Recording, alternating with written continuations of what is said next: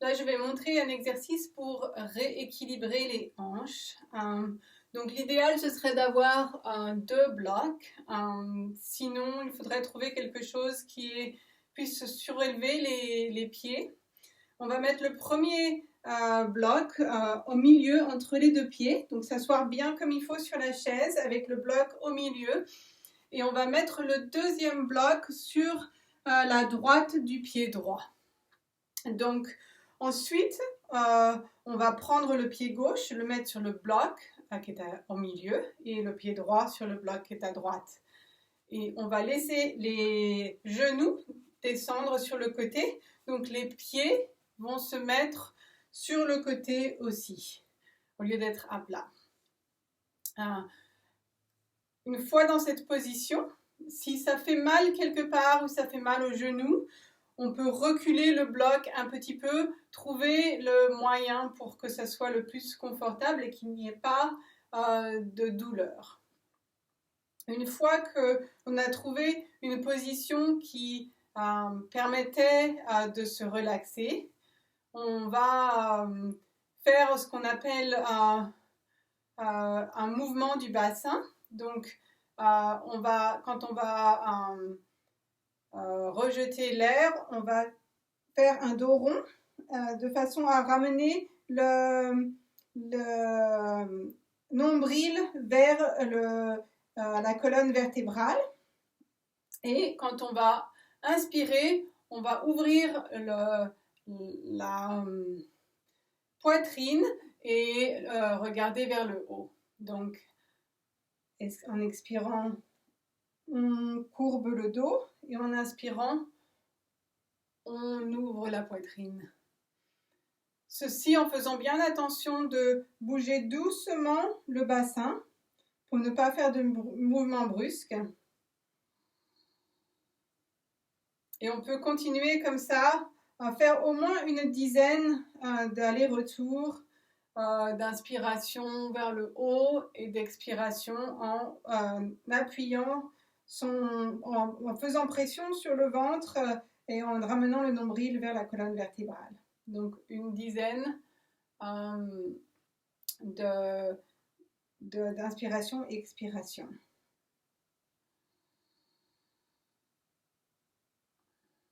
Si l'on sent la moindre douleur qui ne paraît pas normale, il faut bien sûr ajuster, bouger de façon à ce que ça soit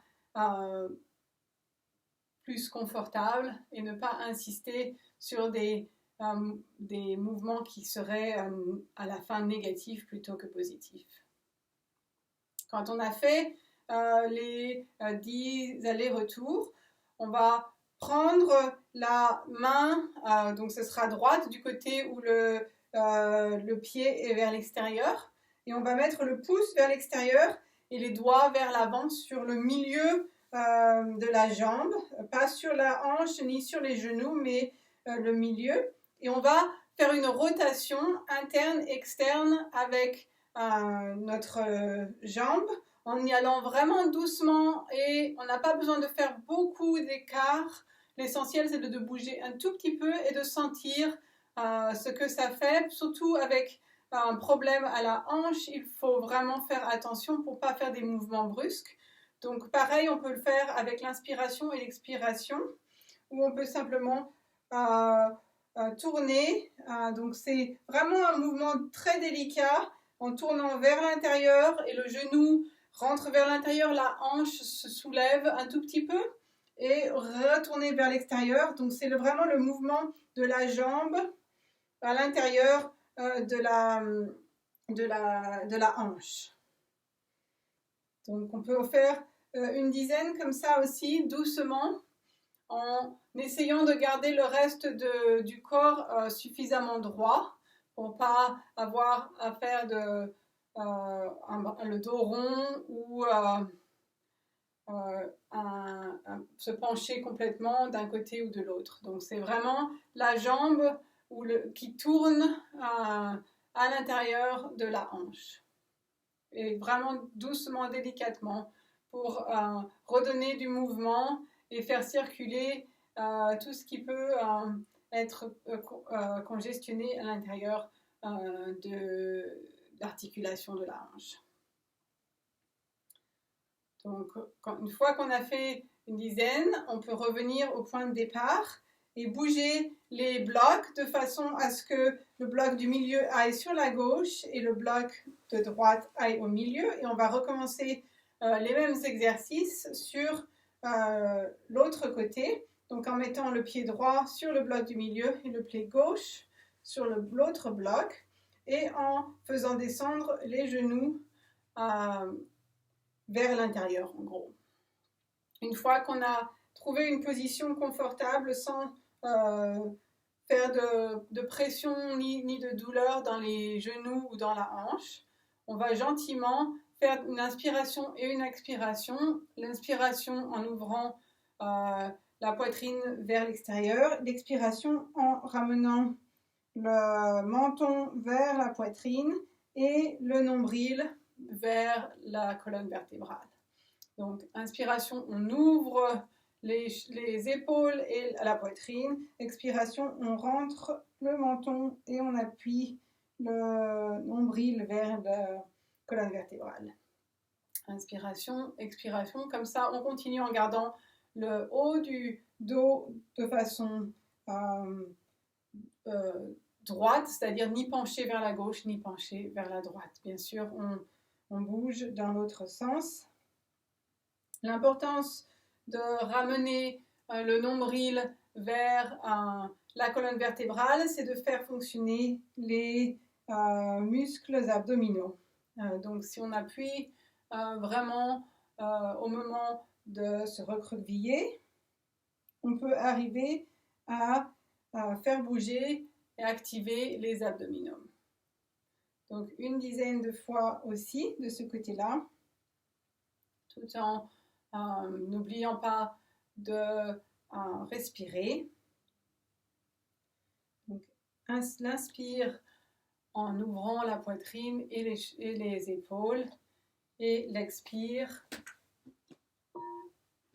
en ramenant le nombril vers le dos.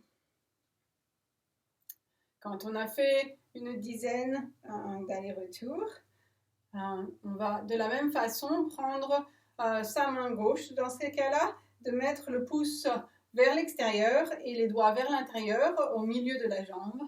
Et on va faire une rotation interne et externe. Donc doucement, légèrement, juste pour faire bouger la jambe à l'intérieur de l'articulation de la hanche.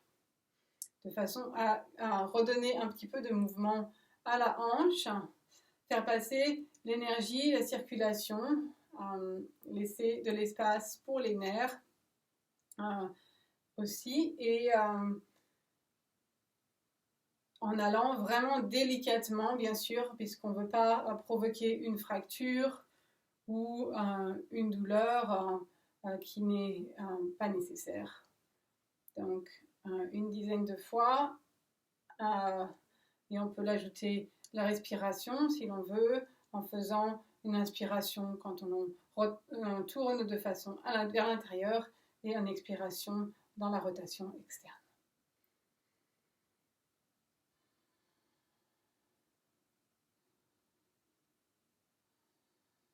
Quand on a fini, on peut déplacer les blocs de façon à ce qu'ils soient en dehors de la chaise et mettre les pieds bien plats par terre.